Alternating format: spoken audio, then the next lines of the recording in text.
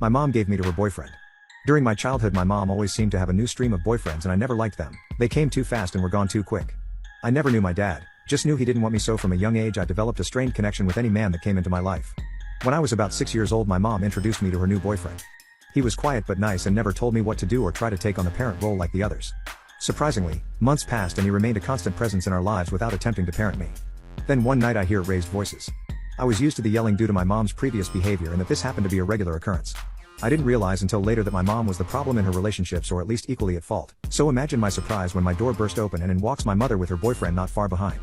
I still remember the way she grabbed my upper arm before forcefully pushing me to her boyfriend, saying, "Here, take her. I never wanted a child anyway.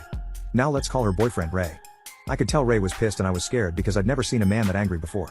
At that point I was sobbing because I was a kid and scared. I had no idea what they were fighting about and things escalated quickly after that.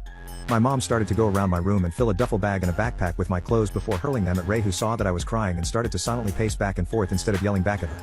She started screaming at us to get out and I was still bawling. I even tried to walk to her but she just pushed me back.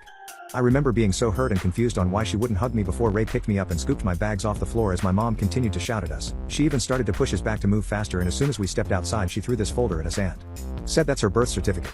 Have a nice life. Before slamming the door and leaving me in the arms of a man I barely knew. We stood there, him in silence and my crying getting louder, before he looked at me and smiled, saying everything's cool and I'm gonna be okay. He put me in the passenger seat of his massive truck and threw my bags in the back before turning to me and asking, "Do you want to go get ice cream?" Now 13 years later he's the best father I could ask for and I never saw my mom again. I know who she is and where I can find her but I don't want to.